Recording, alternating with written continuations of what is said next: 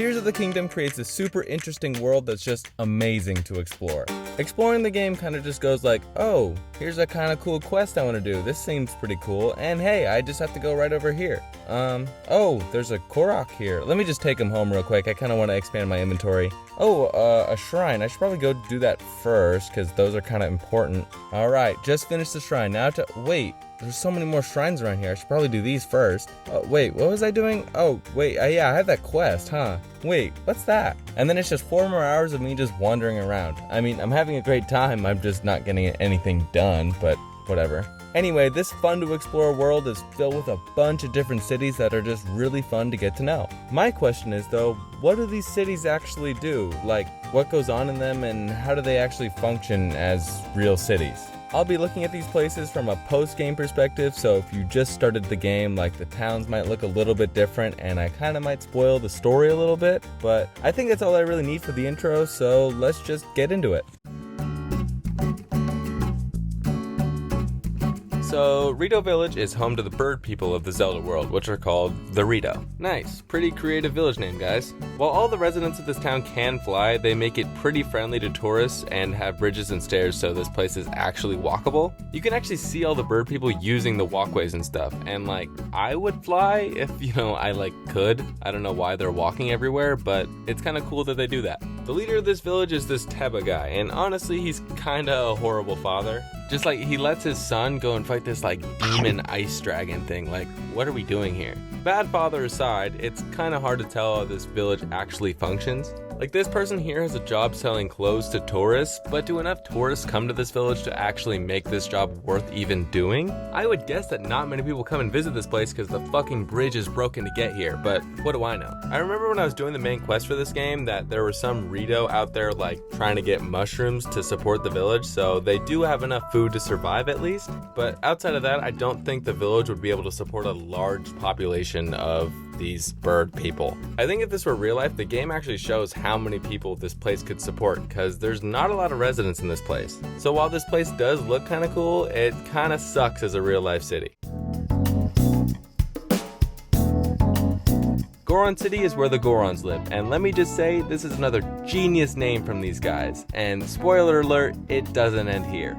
The home of the Gerudo and Zoro have names just like this, and honestly, I have to respect the laziness. This place is a full-blown mining town. Most of the town has some sort of mining job or something associated with it. Like, look at all these vendors. This is a successful place. There's this extended minecart track that goes out of town and it leads to the mining company's HQ. And wow, look at this HQ. This is awesome. Anyway, this big guy runs the town, and he's doing a great job. This place even has their own tools, so yeah, this place is pretty sick. Kakaro Village is home to the descendants of the Sheikah people. They were pretty important in the first game and were completely erased when this game came out. Outside of the whole Sheikah aspect, this town is pretty normal. It's run by Impa or Pira, depending on if Impa is out of town or not. When it comes to how this place is run and what actually goes on here, I don't have a ton to say. There really isn't that much going on in this town outside of the whole ring thing. There's a shop with cool armor and then some farms, and that's kinda it. This place is really in tune with old traditions, and that's kinda why nothing goes on here. So yeah, that's kinda all I have to say. If you're wondering if this counts, so was I. But because there's an inn here and a shop and residents, I think it does. Of the places we've talked about so far, this one has so much less to do in it. There's this really big tree guy, so that's pretty cool. He kind of reminds me of the mountain at DK Mountain, the Mario Kart track, but he seems much more wise and understanding than that mountain. He's got this huge hole on the bottom of him, which is, anyway. The hole leads to the depths and way out of town, so if you're getting footage for this place, make sure you don't jump down here and have to teleport back because that would be really embarrassing. The only other notable part of this town that I can really think of is that they have a place where you can upgrade your storage, but that's really just a Link thing because he's the only one that can even find the Korok seeds to do so. Wait, Link's the only one that can actually see the Koroks, right? Why is there an inn here if he's the only one that even knows about this place? This place kind of makes less sense the more you think about it, so maybe I should have just left it off. So, sorry. Laurand Village is my personal favorite that's from these two games. Minor spoiler alert, but at the start of the game, this place is taken over by pirates. So the entire village is in ruins, so it's up to you to rebuild this place from the ground up. Once that's all taken care of, it's pretty apparent that this place is a massive capital T tourist destination. Like, first of all, this place is beautiful, so for sure it's gonna attract people from all over. Secondly, it has an inn. This actually doesn't say much because every town in this game has an inn, but shut up. The third thing though is that there's gambling here. This is probably how the town gets a lot of its money from tourists. It's kind of like a tropical Las Vegas. It gets dumbasses to spend all their money at the casino and then leave the town broke. There's also a little market on the dock, so that's good for the economy, I guess. Also, I should mention that there's a lot of fishing stuff flying around, so the locals live off doing that, I think.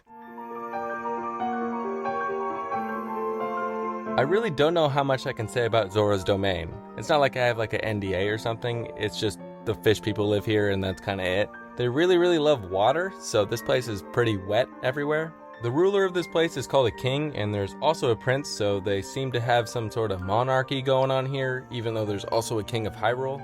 They have their own type of weapons, being the silver weapons, but I don't really know if they sell them or anything. I think they just have their own weapons for their own military. There are these baths or pools or whatever back here, so maybe when people come and visit, they pay to use these, but Link doesn't have to. Maybe tourists come and see the architecture of this place because this place is really cool. There is this old freak here. No, I'm kidding. He seems pretty chill or whatever. I think he makes specialty weapons or something. I think that's kind of it for this place. They just kind of exist. Tarrytown is the newest town in the land of Hyrule, if you don't count Lookout Landing. This place has people from all over Hyrule living here, which makes sense because it was just established in the last game. The houses of this town all have the same type of vibe, and that's because the town is founded by a single builder with his own style. You can actually see this style in a couple of the other houses around the map because this guy actually built those. This guy is actually such an animal with a hammer and a nail that the entire economy of this town is based off of him building houses. If you didn't know, you can come here and buy a house and then they provide you with the parts and you go and put it together.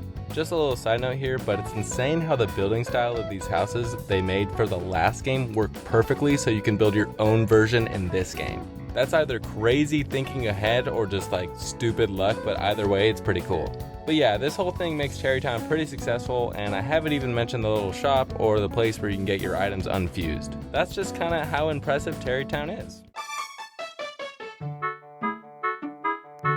Okay, so I counted Coro Forest because I at least think it borderline counts. This place, on the other hand, it's just a military base and a small one at that. This is just in the video because I didn't want you guys to think I forgot about it, but I don't really count this as a town. Carar Bazar is kind of a town, I guess. It seems like there's only 3 or 4 residents here though. This is kind of an oasis just to like chill at in the desert, but it's not really much more than that. The shop is kind of cool because it has all the choo-choo jelly types, but that's kind of the only notable thing about this place. When I was actually playing the game, it took me so long to come here in the first place because there really isn't anything going on here. Since we just talked about the town right next to here, why not move on to Gerudo Town? This is the most unique town in the game considering they don't allow men inside the walls here. The only exception is Link, but in general, no dudes. I like to think I'd be the exception too. Am I right, guys? Anyway, the Gerudo have probably the best organized military out of any other place in Hyrule. This is probably because the only competition it has is a little militia at Lookout Landing, but that's not really a whole military like this one is. Also, am I saying Gerudo right? Who cares? In town there's a lot of these little stands where they sell all kinds of fruit and meats and stuff from around the world. I think this is the best market in all of Hyrule, honestly. Like, this place is pretty sick. There's a jewelry shop here too, so there's plenty of places to work at and sell to. So yeah, this looks like a pretty healthy economy to me. The children get to spend time in classes, and even though I got kicked out when I was trying to see what was going on, I bet the school is pretty solid. It is a little weird though that the school is right next to the jail, but whatever. Lastly, this place is ran by a little girl, but I mean, she's doing a great job, so good job. It's Toano Village is the most complex Hylian town in the game. This place is huge and actually has a self-contained little quest about its mayoral election. In the end, this dude Reed is the mayor and the Hat Lady stays where she is. I don't know if you've noticed, but there's this mushroom pattern everywhere in town, and it's from the Hat Lady. She's turned Toano Village into the fashion capital of Hyrule, and people come from far and wide just to get their hands on some sort of mushroom patterned clothing. Honestly, I think this stuff looks kind of dumb, but I'm not one to judge. They can do whatever they want with their money in the video game that isn't real. The other main draw to this town is the amazing farms they have. According to the mayor, this town's food is like the best in Hyrule and seems like they grow enough to support a lot of the other places in Hyrule. So yeah, this place is definitely doing incredible. Not only is it supporting itself, but it's also supporting other places with its food. Not only that, but it brings in so many people because of the fashion. This place is pretty great, and it's up there with the best in all of Hyrule. So there was every city in Hyrule and how successful it was. I think the most well-off city is probably Toano Village, but Terrytown's pretty close. Toano Village is just so big and it has multiple booming businesses, so I think that just puts it ahead of everything else by just a little bit. Sorry I've been gone so long. I kind of didn't mean to leave for so long. I made a little community note post or whatever, but yeah, I'm back now. So let's make some more videos. That's kind of all I have to say. Leave a like and subscribe and stuff. If you have any other videos that you want me to make, just leave it in the comments. But yeah, that's kind of all I have for today. Yeah. Okay, bye.